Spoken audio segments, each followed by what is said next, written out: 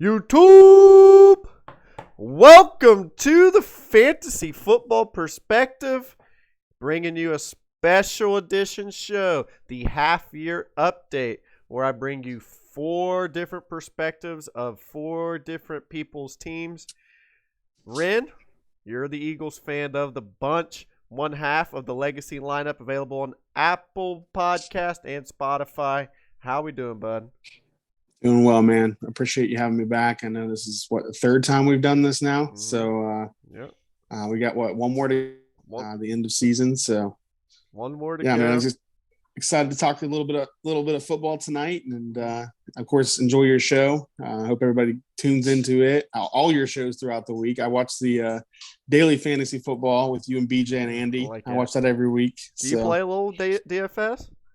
I don't. I just watch it while I'm on the treadmill or the elliptical. So give me something to do. What kind of stuff he's talking about. BJ brings that energy, man. He's pretty good at that. I'm not gonna lie. But let's dig into your team, man. The Philadelphia Eagles. It's a tale of. It seems like I'm digging through this schedule. They have beaten who they should have beaten and have lost who they should have lost to. Is that a fair assessment? I would say so. Yeah. I think looking at the schedule at the beginning of the season, I had them at 6 or 7 wins, and I think that's probably where they finish. If I had to look at the rest of the schedule, it's a team that, has some talent, some young talent. Obviously, Devonta Smith's starting to come on a little bit in the last couple of weeks. Jalen Hurts is a young quarterback who, has had some ups and downs. I know from a fantasy perspective, he's been pretty good. In the last couple of weeks, he hasn't been maybe as good. He's went for 162, I think, against the Lions, which was kind of shocking. In a game that they scored 44 points in, he had 162 yards through the air. Not even that, 103 yards. 103. There you go. So maybe he had 106. Maybe it was 162 last week. Gotcha. But man, it's been kind of like you said, a tale of what you expected.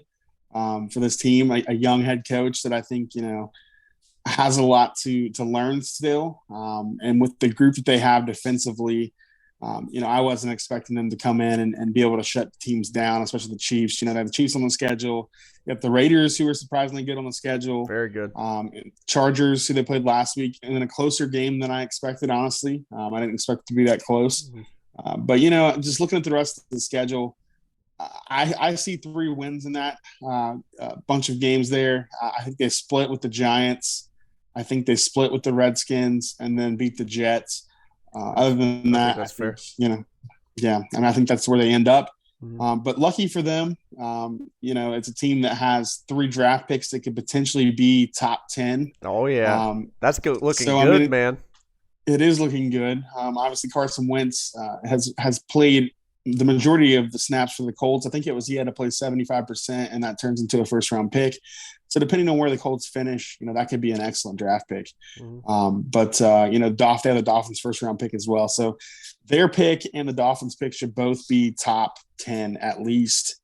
And I'm not sure what direction they want to go there, with those picks. If they're going to go offense, quarterback's not really a strong position in this draft coming up.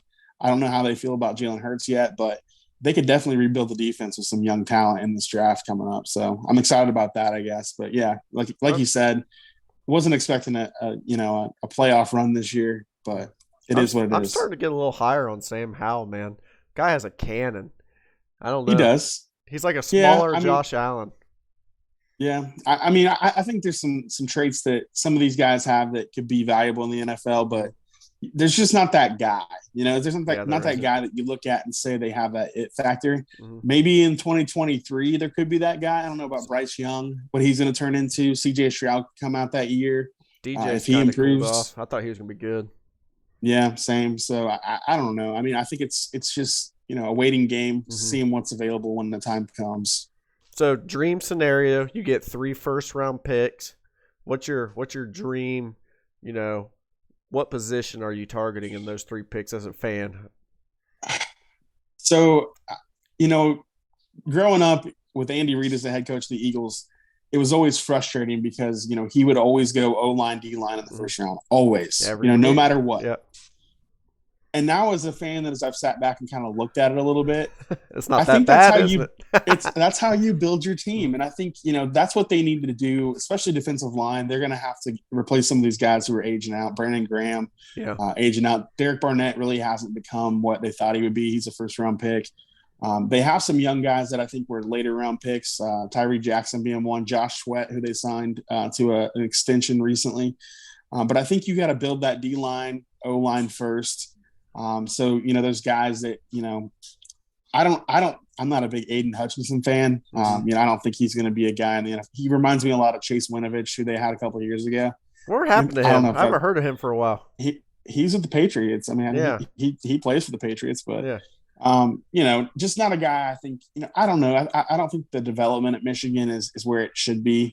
He's a talented guy, but I really think a guy I would like in the top 5, top 3, if we have that selection, is Stingley from LSU, the corner. That would be a guy that I think. Oh yeah, I think they need a lockdown corner. They have Darius Slay. Slay's putting up some monster numbers, man. He is. That's one of our golden rules now: is don't target Slay in fantasy. That dude's shutting people down.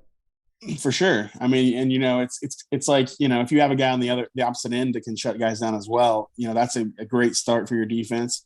And then of course, always offensive line is always an issue. Always going to be an issue. And we've had so many injuries on the offensive line. I think you got to replace some of those guys. Jason Kelsey's going to be aging out here soon. He's 36, 37 years old at this point. So I think you got to, upgrade your offensive line and look at your secondary. There's another guy from Notre Dame that I like a lot. It's a safety, Kyle Hamilton. That is a freak. Yeah, he's like 6'3", 6'4", just an athlete back there. So he would be a guy that I would like to target as well if we have 2 of those top 10 picks. But I think you're right, man. I think you're going to end up with 3. I think you're going to have a dream situation on your hands. If not, the Colts may finish, 12th to 15th or something. But still, that's a damn good pick. The only issue with that is the guy drafting. I mean, and that's been an issue with Eagles fans for a long time, is Howie Roseman can't draft. And he also, there could be a situation where he flips those picks, which I don't understand that. I mean, if you have 3 top 15 picks, you might as well take those players. So. But you take the Jalen Reagor over Justin Jefferson pick. Derek Barnett was one of his picks, hasn't panned out. So they haven't had a great history of drafting since Andy Reid left, to be honest with you. So I would like to improve the team in areas that I think are biggest need: O-line, D-line, secondary. I think those are the biggest needs right now. Yep, I like that a lot. Sanders went down. Yeah. I thought Gainwell was going to get that job just handed to him, and here comes Jordan Howard off the retirement bed, snatching 75 yards on the ground last week. What's going on? Why they use Gainwell as an RB2 all year, and then when Sanders goes down, they just don't use him that much? What's up with that? I think it's just got to be the experience factor. I think Jordan Howard's a guy that has a lot of familiarity with the Eagles organization. He was there a couple years ago. And he's a guy that, I think he's got to be fresh. I mean, he hasn't been on a roster. So he's a guy that's, coming in to get that experience, that playing time, where Gainwell, he's been good when he's had some flashes. Yeah. But I think maybe he's not ready for that every down role yet. I think Boston Scott's a guy that I think too, they used him quite a bit. Yeah. And, he has flashes as well. But yeah, man, Miles Sanders going down just hurts them, which, they didn't use him like they should have. They did at the end of that Patriots game. He started gashing. Right. Where I was like, dude. And that's what I don't understand. He shows flashes like that, and he gets 2 carries the next week. So it's like, that's, I think, that goes back to your head coach being young and just, not having the experience. But, I mean, if you look at that as a fan, it's like, seems obvious. That's exactly. But it's like, they must have some reason for not using him. I don't know if they're trying to get Jalen Hurts more comfortable as a passer or what. But, man, Sanders going down hurts them. He's been injury-ridden his entire career so far. Just a guy that, can't stay on the field. So that's a position that they may need to look to in the draft as well to upgrade, get a guy that can be a bell cow back for them. Yep, there's decent running backs in this year's draft. 100%. As an Eagles fan, are you happy to get a little bit of return for Ertz? He wanted out the last couple of years. And what'd you guys get, a 5th-round pick? That's not bad. Yeah, that's not bad at all. I think that's, a pick that, again, if Howie has had success in the draft, it's definitely been in the later rounds. Yeah. So I think that's, a good value for Zach Ertz, a guy that, he still has a lot of time left in his career. I mean, he's 30 years old, 32 years old, something like that. So, I mean, he can do a lot for Arizona, and they're at a team that, at this point could be a playoff contender. So, right. So, I think that's a good value for both teams. I think it was a good trade, and I'm happy for Ertz. He's a guy that, I'll definitely always remember that touchdown he scored in the Super Bowl. It was a big moment. So, yeah, I'll definitely always remember him. He's a player that my wife has his jersey, so it's kind of he's a special player, I guess, to my family. in the fam. Well, as always, I appreciate your insight on the Philadelphia Eagles. Ren Lawwell, one half of the Legacy lineup, available on Apple Podcasts and Spotify. Ren, anything else you want to close the statements for the Philadelphia Eagles? No, man. I like I said, I expect 3 wins the rest of the season. But what can you do? It's like this. The NFL season's a grind. So, year in and year out, you can't expect playoffs every year. But this team's rebuilding, so I knew that going in. Yep. But I just appreciate you having us on. I love it, hopefully the last one we can all get on together again, talk a little bit back and forth, get under Jimmy's skin, and hey, 3 of the 4 people on the half-year update have children now, so I'm working around your guys' schedule, which is completely how it should be. You're next. Probably. You're probably right. But thanks for coming on, man. Going to go on to our next. It should be Taylor with the Cleveland Browns. Thanks, Ren. Thanks, man. YouTube, welcome back here with Taylor Scarberry, our Brown super fan. I share the podium as a Brown super fan. T-Scar, what's up, man? How are you? Not too much. How's it going? It's going great, man. Going real good. It couldn't be better, honestly. There's zero chance in hell that I was doing this after that loss to the Steelers. So I had to wait till this Bengals victory, demolishing victory on last Sunday. But, Browns, recapping the last 5 games. Chargers 47-42, heartbreaker, man. Cardinals, that was probably the worst loss in the Stefanski era, honestly. Broncos sneaking out that win. Steelers, upset loss, and Bengals coming out. Let's get to the nitty-gritty, man. You texted me, I think it was after the Cardinals game, and you said you were finally off the train of Odell Beckham. You said he doesn't bring anything to our offense, something I've been telling you for years, man. So what made you finally change your mind? No, I mean, the optimism was there, man. It's like, you know what kind of player he is. You just hope that they can put it together. But, I mean, it was obvious. It just wasn't working. I don't think there's a reason why, really. It's just the chemistry wasn't there. And, I don't think Baker wasn't avoiding him, Yeah. Why can other guys get open? He can't. But, that doesn't make sense. I think he was getting open and just, there was wasn't the flow of the offense for some reason. It doesn't make a whole lot of sense, but no, moving on. That's fine. It looks like he's going to pick his new team. He's still looking for a team as of right now, so we'll see what happens. But okay. I don't know. It's kind of weird how it's playing out, but yeah. You said it. You hit it around the head. The flow of the offense. I was watching a video that was talking about Brown's offensive flows and how their offense is predicated around being in the right spot at the right time. And yes, Odell was open a lot, but he was not in the right spot at the right time the majority of the snaps, and it throws off everything. That's what Baker was double clutching. That's why he didn't look comfortable back there, because Odell's out there running his own routes. Right, and that's why a guy like Hollywood Higgins the last couple of years, not so much this year, but that's why he was always Baker's go-to guy, because he's always right where he's supposed to be, and hey, I don't know. Yep, true. Facts don't lie. Statistics don't lie. Baker is a much better quarterback with Odell off the field, regardless of how talented Odell is.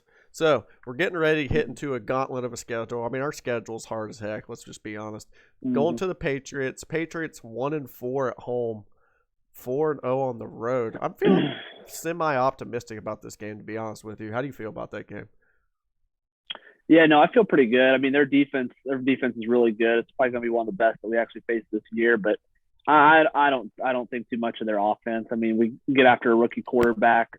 We pressure him. I mean, it's going to make it tough for him. That like I said, if we can score some points, I mean, if our offense, obviously, if we look like we did last week, that'd be great. But I mean, we put up, 24 points. I think we'll be good there. Mm-hmm. But then, yeah, like you said, we got the Lions next.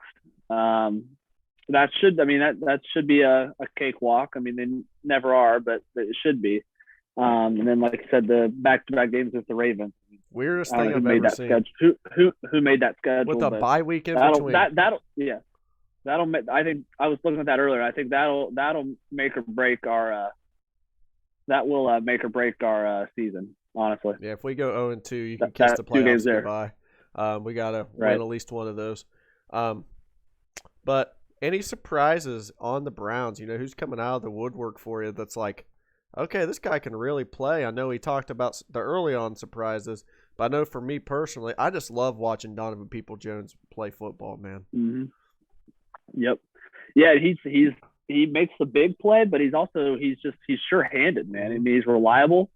Kind of like we were saying with Higgins, the past couple of years, he was always in the right spots and was sure-handed and reliable, a guy you could get to. I mean, but that guy this year has been Donovan Peoples-Jones, Yeah, I've been surprised about him. I mean, shouldn't be surprised, but Clowney, man. I mean, every week, I mean, he seems to make a big play. I mean, that was a guy coming in that, hey, if he can stay healthy, maybe he can make an impact. He hasn't really been that good of a pass rusher. He's better against the run, but I mean, he all aspects, man. I mean, he's been tearing it up, opposite of Miles. Mm-hmm. I've been really happy to see our DBs. I mean, they've really stepped up. Greg Newsome, I mean, he's going to be legit. Already is a really good player. Denzel, finally been waiting to see him make a big play this year. He made that against the Bengals, that pick 6. I'm just really happy with them. In past years, I mean, our DBs have been the ones that really let us down. Greedy Williams is playing out of his mind too. Yeah, and it sounds like we'll get JOK back potentially. Yeah, that's going to make the defense week, strong. So that'll help to just make the whole front 7 should be looking pretty good here soon. So we have the unfortunate distraction of OBJ leaving town. Let's talk about some positive news about the Browns. We just made 2 huge contract extensions this week, today and yesterday actually. Joel Bitonio and Wyatt Teller, our guards, man. Mm-hmm. Our offensive line's intact for the next 3 to 4 years. How's that make you feel, man? No one else can say that. No, I mean we are set, and our offensive line is set. For at least they're going to be together at least through next year. All 5 of them. They said Shredder could go just if they can save some money there, and if Nick Harris, if they feel like he could step up center potentially. But I mean, locking up Bitonio and Bitonio, Wyatt, man. No, you're good. Yeah, and I mean it's great. I mean those are 2 guys. I mean they Bitonio's always, he's been that guy that since we drafted him. I mean, I think I saw today I think he's the first Brown that's made it to a 3rd contract since they came back in 99. I mean, that's pretty funny, but I mean him and Wyatt Teller, man. I mean that's hey, we can lock down those guys. I mean it's wonder. I don't know if it actually is a correlation with OBJ leaving and potentially clearing up some dollars, next year. I don't know if that affects it. I'm sure they've been in discussions for a while. It has to be. It's just kind of funny. It's almost like a setup. They kind of want, like, hey, we're gonna pay these guys who are always consistent and good teammates and get it done. Just kind of prove a point. A little. I don't know. Prove a little bit of a point there. But so we get the whatever draft pick next year. Where we go from here, man? We got to get do we get another receiver we can win with? Just okay receivers, you know what I mean? We don't need that Julio Jones out there running or Stephon Diggs. It's like, where exactly do we go?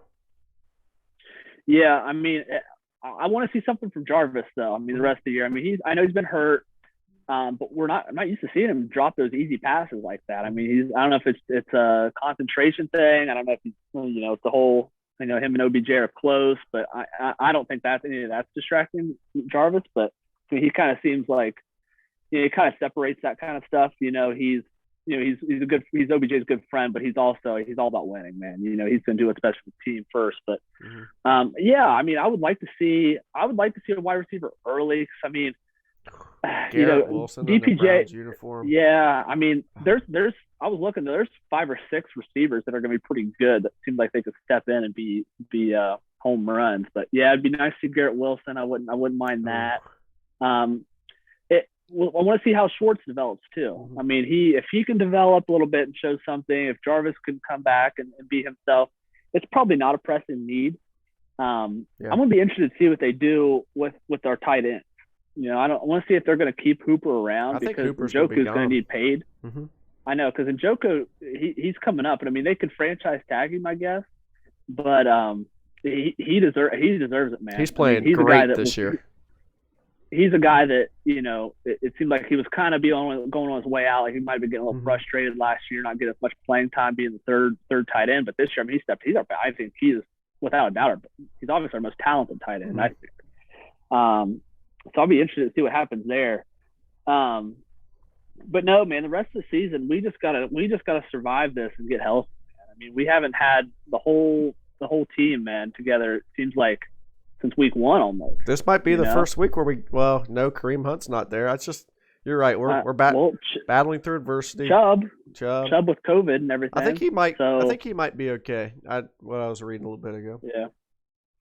Yeah, hopefully he's got to test positive twice, I guess, or something for Sunday. But yeah, I mean, or test positive, test negative. Gotcha. But yeah, I mean, just gotta survive. I mean, like I said, if we can survive, we can win this week. Hopefully, get a win against the Lions next week, and then those 2 games against Baltimore, man, it's gonna be huge. It's gonna be crazy. And then Green Bay on Christmas. That'll be a tough one, but I don't know. We just gotta keep playing well, man. And like you said, it's without OBJ there, that's when the offense has looked its best for some reason. It's because they stick to their script, man. They run the ball, play action, 5 wide randomly, and use the tight ends. Everyone's in the right spot.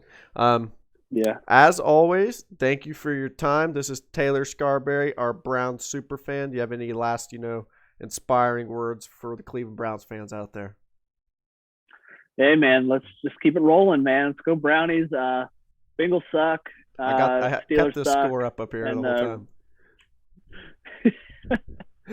Oh, no, Ravens suck, Bengals suck, Steelers suck. So all right, go Brownies. I love it. All right, Taylor, thank you. We're going on next to Nick Beatty, our Cincinnati Bengals super fan.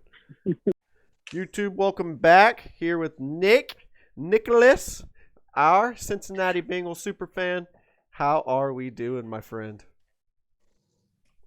Not too bad, man. Not too bad. Tale of a couple seasons here. They bring you up and let you down in classic Ohio football fashion. And we compete with the Packers here, 25-22. Should have won that game. I think the Packers were trying to gift wrap that to you guys. Go out and blow out the Lions like you should have. And this big win of the season, honestly, 41-17 at the Ravens, where everyone counted them out. I think the Ravens were, 8-point favorites or something? They come out. Yeah, it was 8.5. Yeah, 8.5. Come out and mollywop them. And then go on the road to the Jets and home against my beloved Browns, man. And what's going on?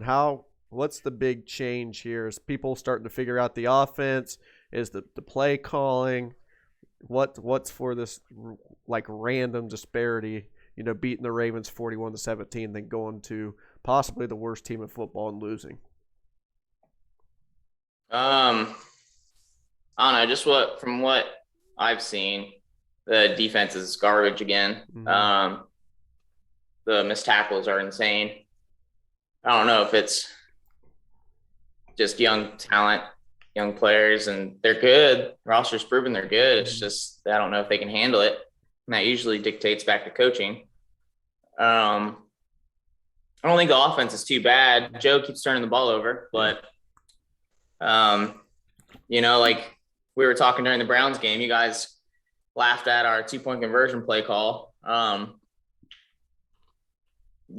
you it's like just doesn't make sense. I know Jamar Chase was dropping a lot of passes versus the Browns too, but I mean, I'm taking a deep shot once a drive. Drops I don't care. Drops happen. You got to keep the defense honest, and That run up the middle on that 2-point conversion play made absolutely no sense. No sense. No sense at all. Nor did not running the ball on the first drive, literally doing whatever he want. He hit T. Higgins 4 times, didn't he? 3 or 4 times? Mm-hmm. Just open every time. And then they just forced it to Jamar Chase. Like, no, just run the offense. If Denzel Ward's having a good game, just get him comfortable. And then, like what happened, Jamar Chase is going to burn. He burnt Denzel Ward. He just dropped a touchdown. But and he dropped him. It's Odell Beckham's scenario. Why are we forcing this when we can just run the offense and let it come to us? It's not a good situation to be in, especially when Jamar's been putting up out of this world numbers. But it's like, gotta run the offense. And Eli Apple on that defense seems like a liability when we garbage. He looks slow, man. He just looks very slow compared to NFL caliber wide receivers. Yeah, I expect we'll probably be in the teens somewhere picking, next draft, and it'll be a cornerback or a defensive lineman. If you can sneak that Cincinnati corner, that's actually one of my questions. You get in the teens, is that that's a good sneaky pick? He's staying home, he's going to love that, and that's a very, very. He seems physical for a small guy too. He's not small, but I mean, he doesn't weigh a lot. But he still is one of those physical guys. I haven't really been following him this much, but I know at one point this season he's never had a touchdown scored on him in his whole career. Ever. Is that still standing? Ever. Yep. That's insane. That's insane. That's D1. No one can score on him. I don't care what conference you're in. I don't care what league you are, yeah. That's crazy in high school, honestly. So we got a little bit of a gauntlet schedule coming up. I think the Bengals have the 4th hardest remaining or something. Awful. At Raiders, that's rough. Steelers, Chargers, 49ers are kind of a letdown, but that's not going to be a walk in the park. At Broncos, it's always hard to play in that altitude. Ravens, Chiefs, and at Browns. Where do you go from here? What's your realistic expectations? Maybe 3 wins? Is that a good goal? 3 wins get you 2 games over what Vegas predicted for you. Right. I mean, kind of like from our last check-in, I said we'll find out what team they are. Mm-hmm. Well, it was Green Bay. We did. We found out they're good, competitive, really badly coached. You're going to find out after a bye versus the chaos that is the Raiders. I don't care how good they are. That's chaos. That is a hot mess. What's Damon You cannot beat doing? them. I don't know. If you can't beat them, after you have 2 weeks to prepare, and I don't care if it's a close game at the end, but if you don't come out and just make a statement. Yeah, I'm with you, dude. That's going to tell you all you need to know, because Steelers, I bet. I mean, it's at home. I don't know. They're not – the Steelers aren't good, but they're the Steelers. They're a good coach. It's a good franchise. Mm-hmm. They're not just going to give it to you. I'll tell you that. Yeah, same with the Chargers. It's, you got the Burrow versus Herbert thing that they'll spin on it. 49ers should win, but we should have beat the Jets. I don't know. Depends on if the defense can tackle and if they just let Joe Burrow call the plays with the line. I haven't seen it the last 2 weeks. Tempo, too. Tempo's everything for them. It's been Zach Taylor calling plays. You can tell because it's been slow versus when they get up to the line, when they're really good, for fantasy purposes. If Joe's checking at the line anytime he does that head, that head thing, and he's looking at everybody, and the wide receivers talk to each other, it's going to be a good play. Mm-hmm. Only saw that once versus Cleveland, and it got us first down. So, that's insane to me. Just let Joe cook. It makes no sense. I'll tell you someone who's been super, super surprising on the Bengals to me. Really not so surprising as probably most fans, though, because I study this fantasy stuff so much, is Uzama, man. That guy's a beast. I was talking to Andy, I didn't think, and he said that he was his best pass-catching tight end on the roster, and you'd expect a tight end to contribute to this offense with Joe Burrow at the helm. So what do you think about C.J. Uzama and kind of him coming semi out of nowhere. Isn't he coming off an Achilles? Yeah, so he's not necessarily coming out of nowhere. It's just he got hurt versus the Browns on Thursday night last year, and he got a touchdown pass. That's the play he injured it. He caught the touchdown pass while he was running. I kind of remember that. Yeah, he's a beast. He just, I don't know. Like, he's technically our fifth option. Because I mean, if Joe Mixon's in there, like we're swing passing it versus you guys. Yeah. Joe needs to get the ball. We don't target Tyler Boyd anymore. I don't know why. It's like, so yeah, he's kind of come out of nowhere, but not really. It's very similar to, like, if you remember the LSU offense, that's what they're trying to emulate. Thaddeus Moss didn't do anything between the 20s, really. Sometimes he did when they would forget about everyone else that they had. He was a big red zone threat. He scored a lot of touchdowns, which, you know, you look at Uzama. Yeah. What's he got right now? 5 touchdowns. 5? 5, yeah. And that's second only to Jamar. So, I mean, it makes sense. Now, Uzama's made a lot of that on his own, too, after the catch, which that's the surprising part. He does. He looks pretty fast, honestly. Yeah, especially after an Achilles. He's funny, too. He's a lot of personality on the team. It's good. You need you need those kind of guys. Right. Is there any, last inspiring words for those Cincinnati Bengals fans out there? Probably have the most covered fan base as the Cincinnati Bengals on this channel. What do you guys say to them? Last words, any little sneaky metrics that we might be overlooking?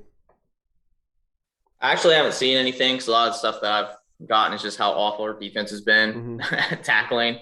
Essentially, if the missed tackles go down, our defense is incredible. And then the last 2 weeks, well, the Bears week, it was really bad. We lost. Browns was really bad. We lost. Jets, it wasn't too bad, actually, even though that looked like it was the worst. It wasn't. It was the linebackers' towards worst the end. It was yeah, fine. It was the towards the linebackers' worst game. Graded wise, tackling, like Logan Wilson had the worst game of his career versus the Jets. But if we tackle, we're always competitive. I don't know. You guys know how I feel about Zach Taylor. I don't have faith in him. I don't think he's the guy. I think he could be the guy if he would just give up play calling. But we have a hired offensive coordinator to worry about the chess match that is offensive play calling. So he could worry about, everything else. The head coach. Yeah, so that's just where I stand on it. I think he's in over his head with that, as anybody would be. I don't know. I really think the Jets game exposed a lot, and they were a bad team with a good coach. And then when you go and play the Browns, who are a good team with a good coach, you saw what happened. So the Bengals are a good team. I think, like I said, the 2019 Browns vibes.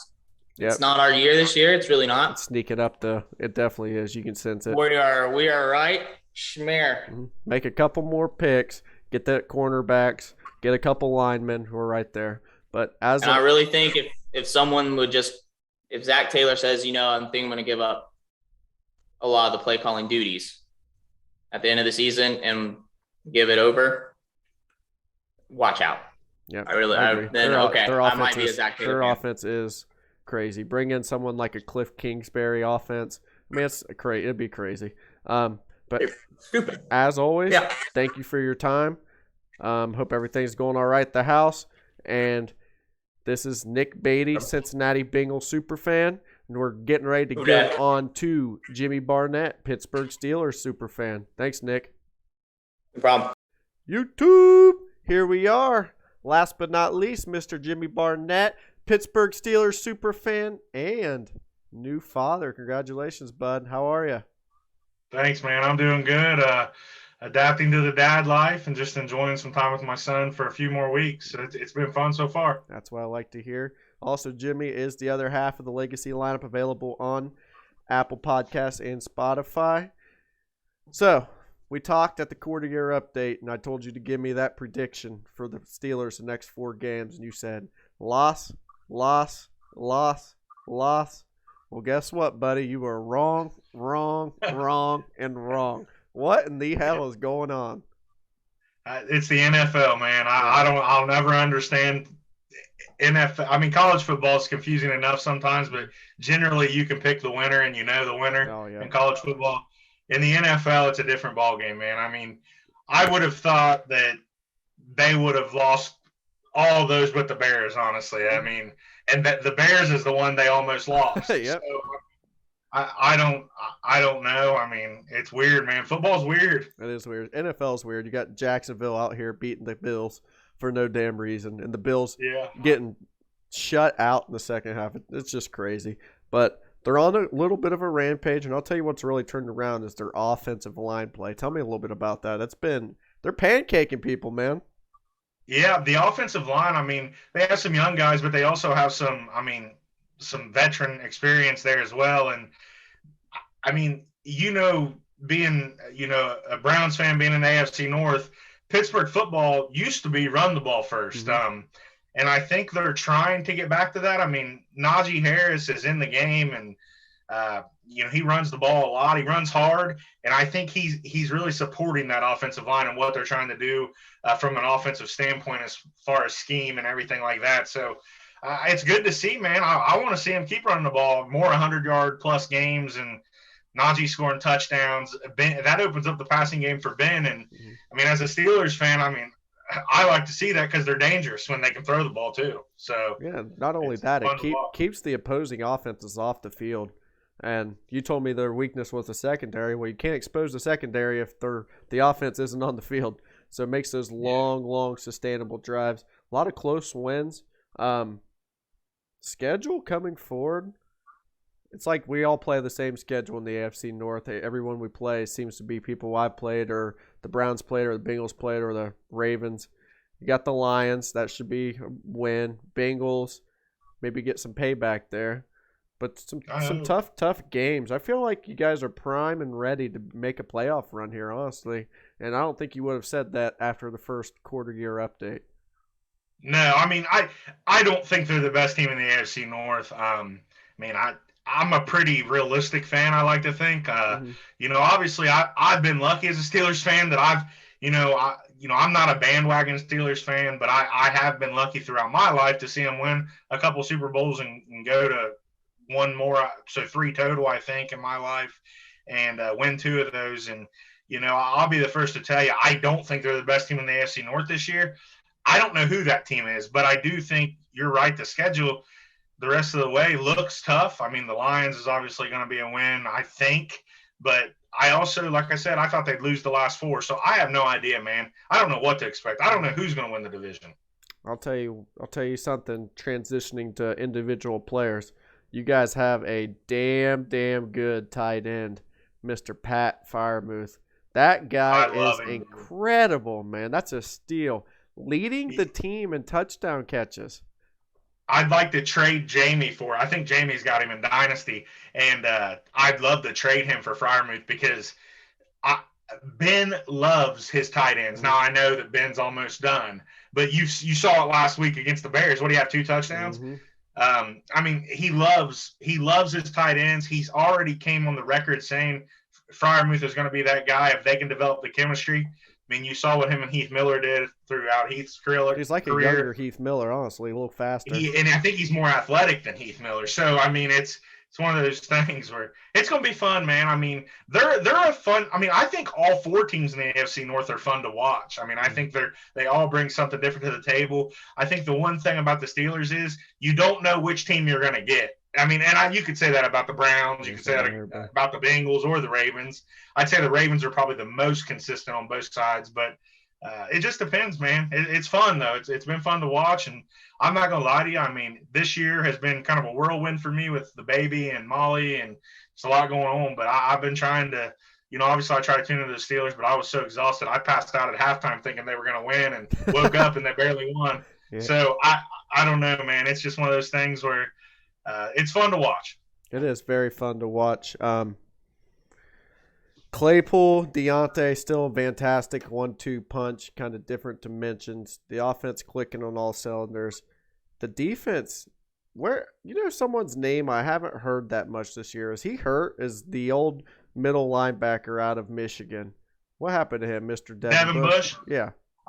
I've heard his name. I mean, he's all over the field, but he's coming off an injury, last year. And I mean, I think that's maybe something that you have to get adjusted to. I think he tore his ACL, didn't he? Yeah, so early last year though, so he should. Yeah. Yeah. I don't know, but TJ Watt's a friggin' monster, man. He signed that huge deal. He is one of the best players in the NFL on the defensive side of the ball. I mean, there's no question. Mm-hmm. He's a friggin' monster. I think he leads the NFL in sacks right now, right? Is that right? I think they're tied now. Him and Myles Garrett? Mm-hmm. Yeah, so and Minka is one. I know you got your clicker on him there. He's one that's kind of been disappointing in the back end there because he's a ball hawk, supposedly good. I mean he has made some plays, but like he got exposed against the Bears a couple of times from what I saw in the first half. Like I said, I fell asleep. So I don't know, man. They're a team defensively. Cam Hayward's always been I love good Cam interception Hayward, last week for Cam Hayward. Yeah, he's an Ohio State guy, so it's just I love him even more. But he's one of those old gritty guys, man. I think he sets the tone for that defense for sure. I'm gonna have to dig into this a little more, but it's kind of rare for a safety to lead the team in tackles, pretty substantially, honestly, too. It's kind of strange to me. Joe Sherman. Well, I think good. I would probably say that's because our secondary is so damn bad that they're getting the ball, and he's the one that has to save it. So yeah, I don't know. Yeah, I don't. That might be more common than I think it is, but that's kind of crazy. So let's say you get, pick, we'll say 24, 23. Where do we go this offseason? What's your ideal situation? What would you like to see some offseason moves? I know that's far, far ahead, but do you think this is Big Ben's last year? Is he kind of getting his energy back? He looked kind of good the last couple of games, honestly. Yeah, I don't know, man. I thought last year would be his last year, but I have no idea. I mean, I hope he sticks around. I mean, if he can still play, I mean, he's better than our other options. So, I mean, there's no quarterbacks really coming out of this draft class, I don't believe. I think 2023 probably be the class for that. I mean, there are a few coming out in 2022, but no one – I mean, I don't think anybody that could jump in and play right away. I don't know about you, but I think I would say defensive, the back end, the secondary, I mean, they're going to need some help there. I don't know about off-season acquisitions. I know they who was it? The defensive end that just they traded for a 6th-round pick. Was it Ingram? Yeah. Yeah. They just traded him. I mean, he wasn't getting to play as much as he wanted to, and there was Alex Highsmith was getting more snaps, and I mean he just didn't like it. So there's just I don't know, man. It'll be interesting in the offseason for sure. Yep, I think you're right on defensive help, and they don't really have that many gaps. That's what's crazy about this AFC North right now. None of these teams have big gaps anymore. What? It's very weird. Look at the standings, dude. I mean, they're all within it. Like 2 weeks ago, Joe Burrow said they could win the thing. They were in first place. Now they're in last. You look and they're in last. I mean, but really they're not. I mean, they're in last, but they're not that far off first. So it's like.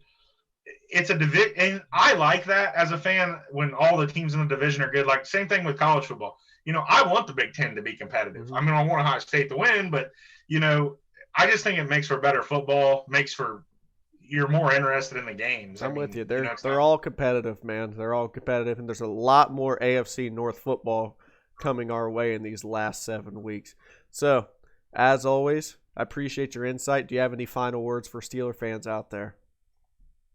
I guess just hang in with them, man. If you're a fan of the Steelers, they're a team that's like a freaking roller coaster, man. 1 week they look great, one half they might look great, and then the other half they look horrible. So we'll see what happens. Yep. As always, thank you for your time.